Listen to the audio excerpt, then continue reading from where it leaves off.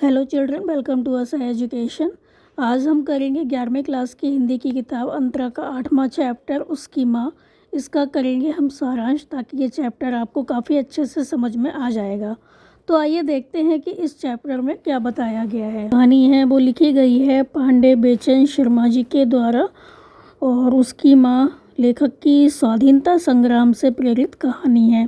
इस कहानी में लेखक ने देश को आज़ाद कराने के लिए कुछ युवकों द्वारा किए गए बलिदान का मर्मस्पर्शी चित्रण किया है, और यह बताया है कि किस प्रकार एक बूढ़ी माँ अपने इकलौते पुत्र को देश पर न्यौछावर कर देती है। तो ये जो कहानी है वो स्वाधीनता संग्राम से प्रेरित कहानी है। इस कहानी में देश को आज़ाद कराने के लिए कुछ युवक हैं वो अपना बलिदान दे देते हैं, और इस कहानी में बताया गया है कि किस प्रकार एक वृद्ध महिला, एक वृद्ध माँ अपने इकलौते पुत्र को, उनका एक ही बेटा है लेकिन अपने इकलौते पुत्र को भी देश पर न्यौछावर कर देती है, कुर्बान कर देती है। तो क्या होता है, एक दिन दोपहर के समय आराम करने के पश्चात जमींदार कुछ पढ़ने के विचार से अपने पुस्तकालय में जाते हैं कि इतने में क्या होता है, नगर का पुलिस सुपरिटेंडेंट उससे मिलने आता है। पुलिस अधिकारी के अचानक आने से जो जमींदार होते हैं वो घबरा जाते हैं, किंतु जब पुलिस अधिकारी उसे लाल की फ़ोटो दिखाते हैं, लाल के विषय में पूछते हैं, तो वो क्या करते हैं, उससे लाल के संबंध में बता देते हैं। जो जमींदार होता है वो पुलिस सुपरिटेंडेंट को लाल के संबंध में बता देता है कि वो कौन है, कहाँ है। तो जमींदार क्या बताता है कि जो लाल है वो उसके मृत मैनेजर रामनाथ का पुत्र है।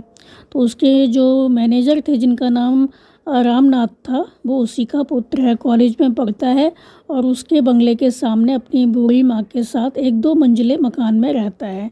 पुलिस अधिकारी जमींदार को लाल से सावधान रहने की बात कहकर चले जाते हैं। वो कहते हैं कि लाल से सावधान रहना। तो जमींदार लाल की माँ को समझाता है कि वो लाल को क्रांतिकारियों से दूर रहने की बात समझा दे। वो समझा दे कि जो लाल है वो क्रांतिकारियों से दूर रहे, नहीं तो क्या होगा, उसको दंड भोगना पड़ सकता है। तभी लाल अपनी माँ को बुलाने आ जाता है। तभी क्या होता है, लाल आ जाता है अपनी माँ को बुलाने के लिए।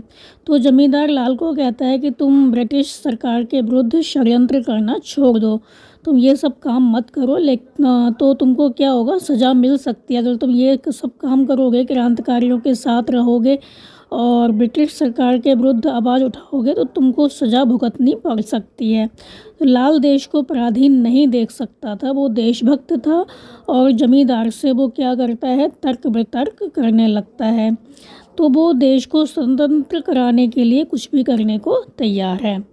तो यहाँ पे यही बताया गया कि जमींदार जो है वो बताता है कि जो लाल है वो उसके मृत मैनेजर रामनाथ का पुत्र है, कॉलेज में पढ़ता है, उसके बंगले के सामने ही अपनी वृद्ध माँ के साथ एक 2 मंजिले मकान में रहता है। पुलिस अधिकारी जमींदार को समझाते हैं, सावधान करते हैं कि लाल से वो दूर रहे। तो जो जमींदार है लाल की माँ को समझाता है कि वो लाल को समझाएं कि वो क्रांतिकारियों से दूर रहे, नहीं तो उसको सज़ा मिल सकती है, दंड भोगना पड़ सकता है। तभी लाल आ जाता है अपनी माँ को बुलाने के लिए। तो जमींदार लाल को भी समझाता है कि तुम ब्रिटिश सरकार के विरुद्ध षड्यंत्र करना छोड़ दो, क्रांतिकारियों से दूर रहो। तो लाल जो है वो देशभक्त है, वो देश को पराधीन नहीं देख सकता, अपने देश को स्वतंत्र कराने के लिए वो कुछ भी कर सकता है। इसी बात को लेकर दोनों में बहस हो जाती है। तो वो देश को स्वतंत्र कराने के लिए कुछ भी करने को तैयार है। तो एक दिन लाल की माँ और जमींदार की पत्नी बैठी हुई बातें कर रहे थे कि जमींदार वहाँ पहुँच जाता है और लाल की माँ से लाल और उसके मित्रों के बारे में पूछता है। तो लाल की माँ उसको बताती है कि लाल के सभी जो दोस्त हैं बहुत मस्त हैं, हंसोर हैं, मतलब बहुत हंसते हैं और बहुत मस्त हैं, जिंदा दिल हैं। तो वो उसको भारत माता कहते हैं तथा खूब बहस करते रहते हैं। वे परदेशियों से देश को स्वतंत्र करवाना चाहते हैं। वो चाहते हैं हमारा देश आज़ाद हो जाए, हमारे देश में अपना शासन हो, ना कि अंग्रेज़ों का। तो जमींदार इस सब को बहुत बुरा मानता था। तो जमींदार अपने कार्य के संबंध में फिर क्या होता है, बाहर चला जाता है। जब वो लौट कर आता है तो उसकी पत्नी ने उसको बताया कि लाल की माँ पर भयानक विपत्ति टूट पड़ी है। तो पुलिस ने उसकी घर की तलाशी ली है, जिसमें वहाँ पर क्या निकला है, पिस्तौलें निकली हैं, कारतूस, खुफिया पत्र आदि मिले हैं। तो पुलिस जो है वो लाल और उसके साथियों को पकड़कर ले गई थी और उन पर मुकदमा चल रहा था। तो सरकार की ओर से उन पर षड्यंत्र आदि के अनेक आरोप लगाए गए थे।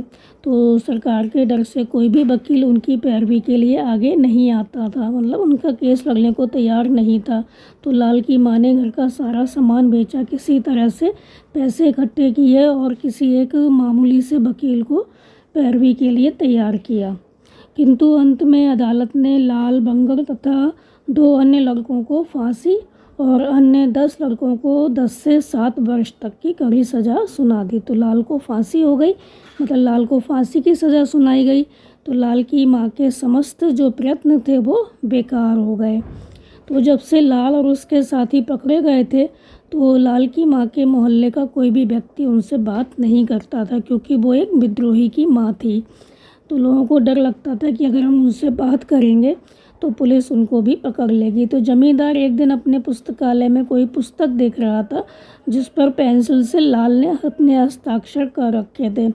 तो पुलिस अधिकारी की चेतावनी याद आते ही उसने रबड़ से उसके हस्ताक्षर मिटाने चाहे कि तभी लाल की माँ एक पत्र लेकर उसके पास आ जाती है। तो ये जो पत्र था वो लाल का अंतिम पत्र था। जमींदार ने वह पत्र उसको पढ़कर सुनाया तो लाल की माँ पत्र लेकर चुपचाप चली जाती है। किंतु जमींदार क्या होता है, व्याकुल हो जाता है, वह रात भर सो नहीं पाता। उसको लगता है कि मानो लाल की माँ करहा रही हो। वह नौकर को लाल की माँ को देख कर आने के लिए भेजता है। वो कहता है अपने नौकर से कि जाओ लाल की माँ को देख कर आओ। वो लगता है बहुत परेशान है। तो नौकर जो होता है वो जब देखने जाता है तो फिर वो आकर बताता है कि वह अपने हाथ में, जो लाल की माँ है वो अपने हाथ में पत्र लिए घर के द्वार पर ही पाँव पसारे मरी पड़ी है। मतलब जो लाल की माँ थी वो मर जाती हैं, इस दुनिया को अलविदा कह देती हैं। उनके हाथ में लाल का अंतिम पत्र होता है और जो लाल होता है वो अपनी माँ को पत्र लिखता है अपनी फांसी से पहले। अपनी फांसी, जब उसको फांसी होती है उससे पहले वो अपनी माँ को अंतिम पत्र लिखता है और उस पत्र को देखकर उनको इतना अधिक सदमा लगता है कि उनकी मौत हो जाती है। तो यही कहानी का था सारांश कि किस तरह से एक माँ अपने इकलौते पुत्र को अपनी देश की स्वतंत्रता के लिए बलिदान कर देती है। तो उम्मीद है आपको ये कहानी समझ में आई होगी। आप इसको अच्छे से समझ कर याद कर लीजिए और हमारे चैनल असा एजुकेशन को लाइक कीजिए, सब्सक्राइब कीजिए और शेयर करना बिल्कुल मत भूला करिए। Thank you.